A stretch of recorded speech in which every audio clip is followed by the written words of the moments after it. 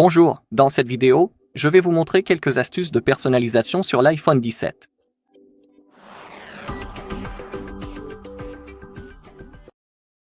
D'accord, tout d'abord, je vais vous montrer comment ajouter des widgets et comment créer un fond d'écran avec défilement de photos. Je vais aussi vous montrer un effet 3D sympa que vous pouvez ajouter à votre écran de verrouillage.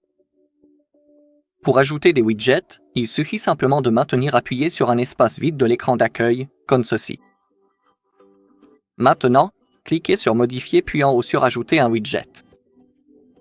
Ici, nous avons une liste de toutes les applications pour lesquelles nous pouvons créer un fond d'écran. Comme vous pouvez le voir, cette liste est assez longue. Essayons donc d'ajouter quelques widgets. Ajoutons peut-être le widget Rappel. C'est plutôt utile. En appuyant dessus, vous voyez que nous avons 3 styles différents. Disons que j'ajoute celui-ci. Maintenant, cliquez sur Ajouter le widget et il apparaît sur notre écran d'accueil. Si vous le saisissez par le bord, vous pouvez changer sa taille. Et aussi, concernant les widgets, il y a une autre chose sympa. Nous n'avons pas besoin de placer 2 widgets différents côte à côte. Nous pouvons ajouter un. Nous avons une pile de widgets. Pour l'ajouter, cliquez sur Modifier. Maintenant, nous devons ajouter un nouveau widget et ils doivent être de la même taille. Disons que j'ajoute le widget horloge maintenant. Maintenant, maintenez le premier widget et placez-le sur un autre. Maintenant, nous pouvons cliquer sur Terminer et à côté du widget, nous pouvons voir ces 2 points. Et cela signifie que nous avons peu de widgets dans notre pile. Bien sûr, vous pouvez en ajouter d'autres. Et maintenant, pour changer ces widgets, actuellement nous avons l'horloge.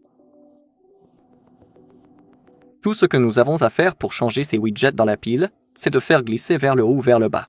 Vous pouvez voir que maintenant je passe entre les rappels et l'application horloge.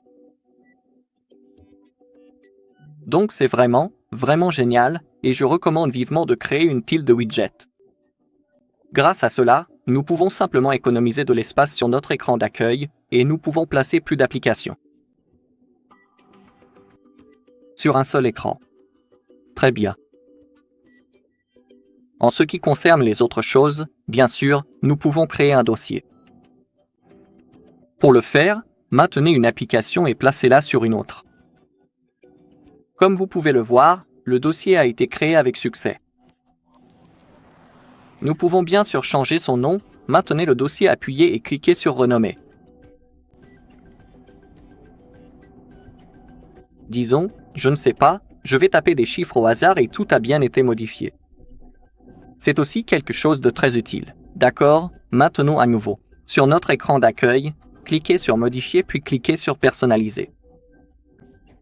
Ici, nous pouvons changer le thème de nos icônes. Nous avons le mode par défaut, le mode sombre, le mode clair, donc maintenant les icônes sont transparentes, et nous avons aussi le mode teinté. Lorsque vous appuyez dessus, on peut voir que d'autres barres sont apparues. Ici, nous pouvons changer la couleur. Et ici, nous pouvons modifier son niveau de transparence. D'accord, en bas nous avons d'autres icônes.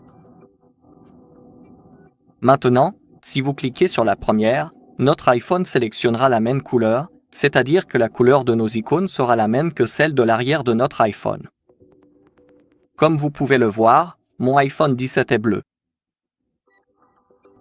Maintenant, lorsque j'ai appuyé sur cette icône, vous pouvez voir que la couleur des icônes a également été sélectionnée en bleu, en fonction de la couleur de l'arrière de notre téléphone.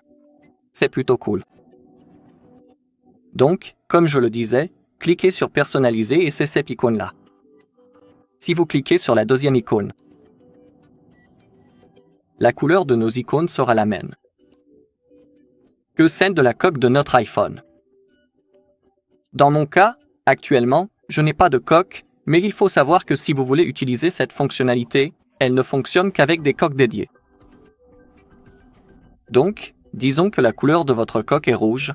Par exemple, si vous appuyez sur cette icône, celle-ci, la couleur de vos icônes sera maintenant rouge à la base. en fonction de la couleur de votre coque. C'est vraiment génial. Dans mon cas, je n'ai pas de coque, c'est pourquoi mes icônes sont transparentes. Maintenant, si vous cliquez sur la troisième icône, vous pouvez simplement choisir une couleur. Et si vous cliquez sur la dernière icône, vous pouvez choisir une couleur en fonction de votre fond d'écran. Maintenant, nous avons ce cercle et nous pouvons sélectionner une partie de notre écran, de notre fond d'écran.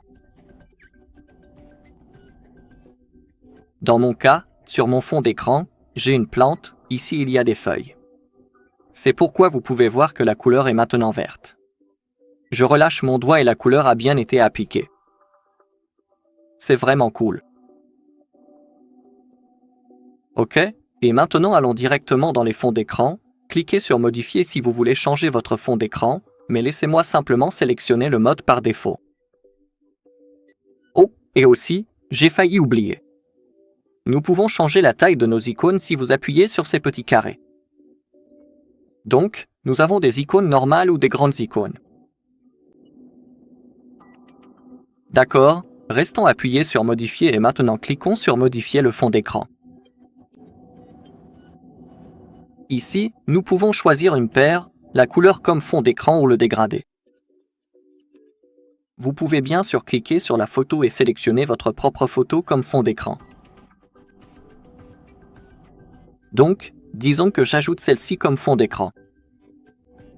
En faisant défiler vers la droite que vous pouvez changer le filtre.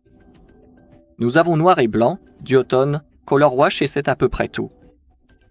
Vous pouvez aussi cliquer sur cette icône pour changer la couleur du style.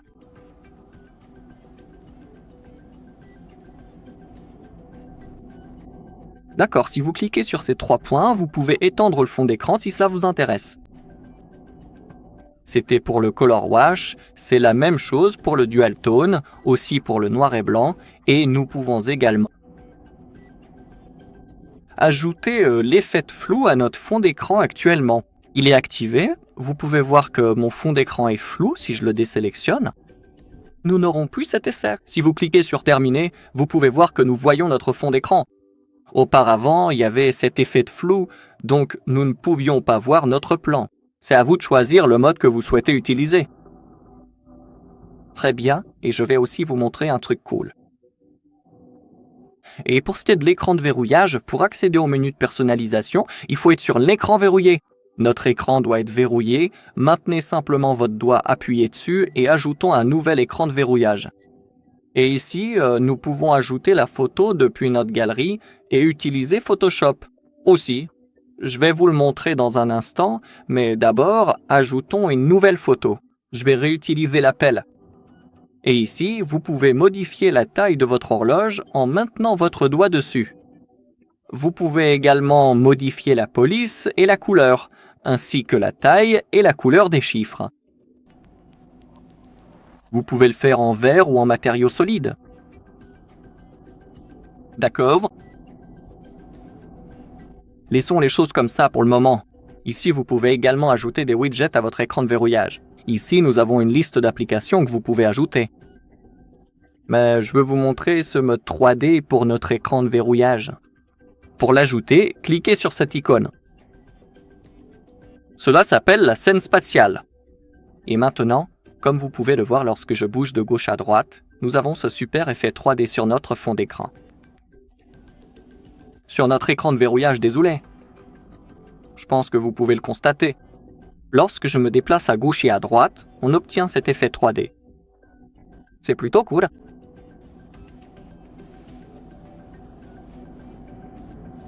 D'accord, alors cliquons sur Ajouter. Cliquez sur. C'est réglé, et maintenant c'est ajouté. D'accord, maintenant je vais vous montrer le mode de mélange de photos. Sélectionnez-le, cliquez sur Choisir des photos, et nous devons sélectionner au moins 2 photos. Disons donc que j'ajouterai celui-ci et peut-être celui-ci. Confirmé.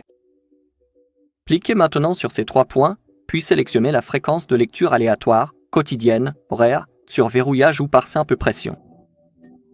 Pour l'instant, je sélectionnerai au toucher. Et voilà comment changer votre écran de verrouillage. Autre chose sympa. Choisissons une autre taille, je veux dire une taille différente. De l'heure, de l'horloge. Et faisons de même avec les deuxièmes fonds d'écran. Ici, peut-être devrions-nous nous en tenir à la configuration par défaut. Ajoutons également cette scène partielle pour cela, pour les deux.